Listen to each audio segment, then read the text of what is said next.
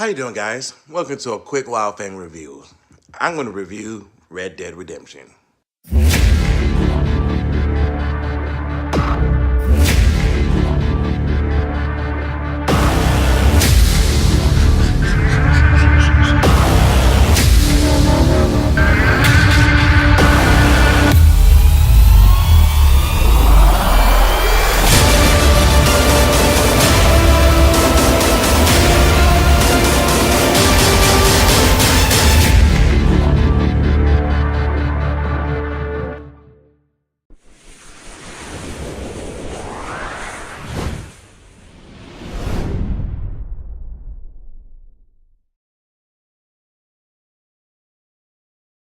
The game looks gorgeous.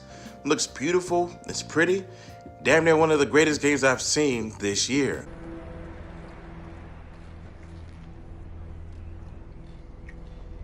The wind. Well, this is most unusual. Relax, Mr. Bullard. Here, take over. It's so good that just some of the things I just like doing, it's just random, just to see what it looks like, you know? Put that down.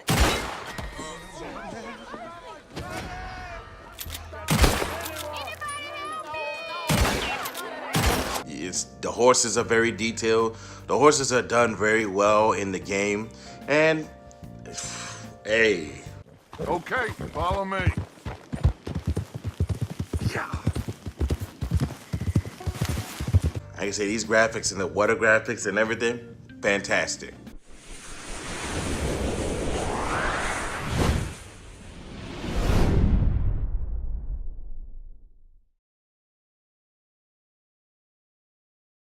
Next, I want to talk about the music. Now, recently, this game won Best Soundtrack or whatever at the Game Awards. But to be completely honest, while the game is not bad when it comes to its soundtrack and its score, The other night we had quite the adventure fishing for catfish. Now, my friend,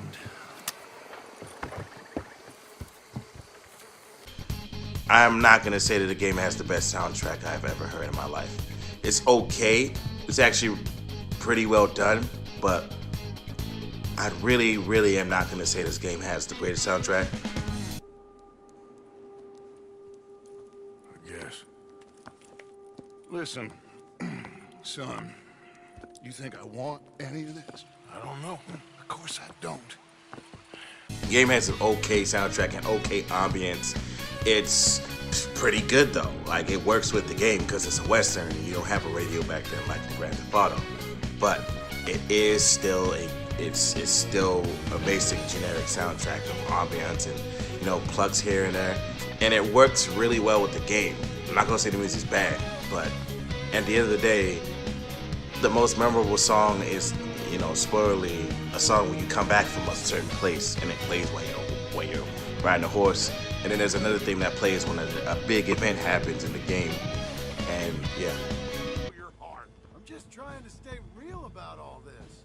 Real. Oh, how I detest that word. So devoid of imagination. How soon are we shipping out?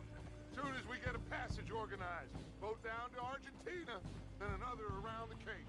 What about the money in Blackwater? We're just gonna leave that behind? Forget that. It's gone. You all talk like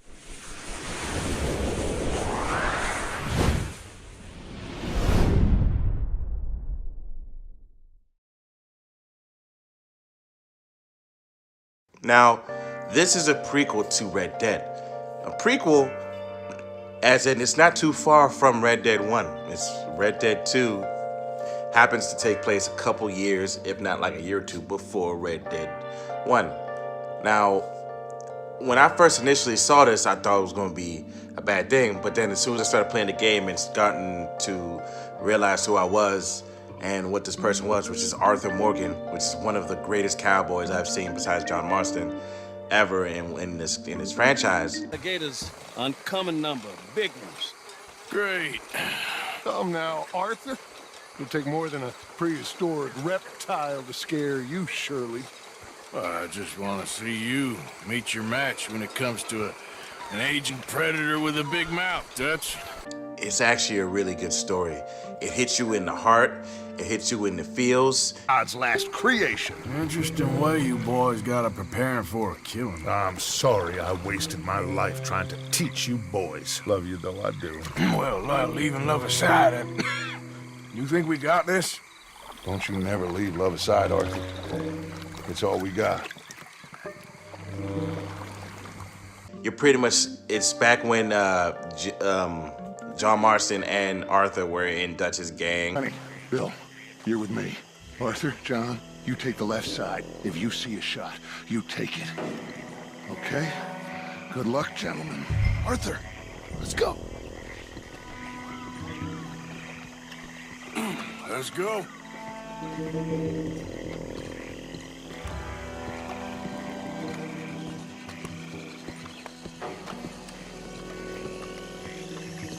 And, you know, had the whole crew, and they were happy.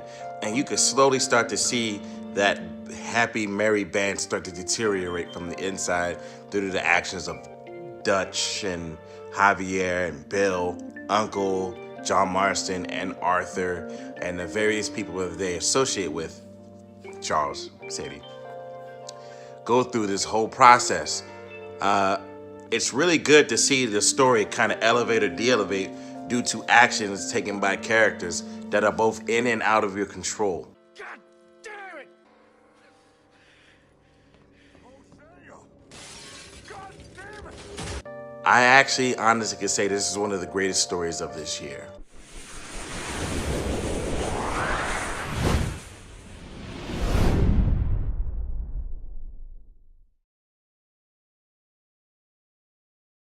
Now, the gameplay for me is kind of a mixed bag.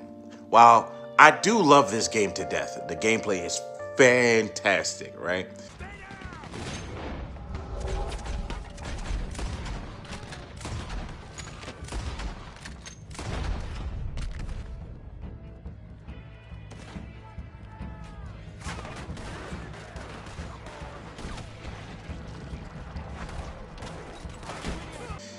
The game, for me, has a couple of negatives in the area of gameplay. Now, wow, I loved the first one, and I love Grand Theft Auto 5's gameplay. This one is what I like to call realistically too realistic.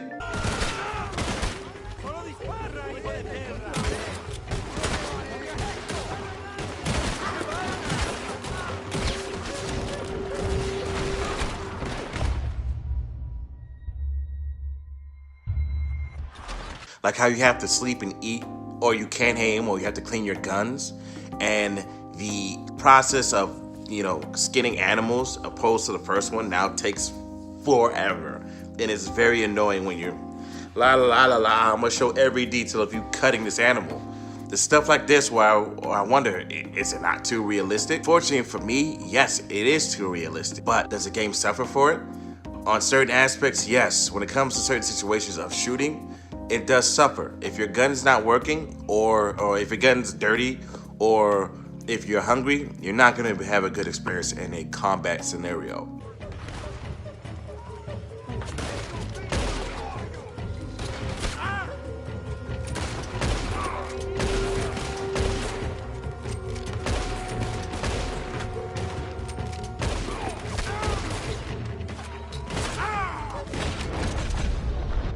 But if you're well fed and you're well slept, you're gonna be fine.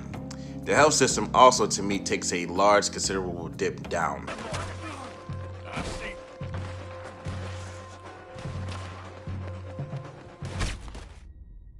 Unlike the first one, where you had the health system and you can clearly see where your health is and your stamina is. This one, you have cores and you have to level up the cores and to keep the core up so you can constantly revive, which goes into eating and what do you eat and drinking coffee and all that stuff. For me, all that is an unnecessary thing to have in a game like this. Just like how you can only technically have one weapon unless you go to your horse and hold 3.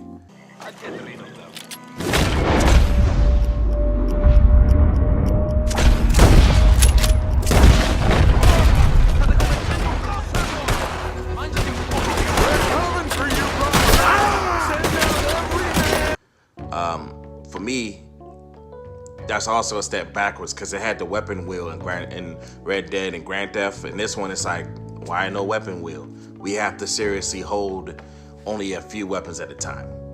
Not that it is too much of a complaint, but I do particularly enjoy the game, but it's just, I'd rather just have access to all my weapons at the same time. And even tomahawks, arrows, you have a lot of stuff you can get. It's just, they're all stuck on your horse. You have to provide money to the camp. Other than that, the camp, something bad's gonna happen with the camp. It's just a whole lot of nonsense in certain things when it comes to gameplay. And of course, there are your bog standard glitches in a game like this, but that being said, let's move on to the results. Results.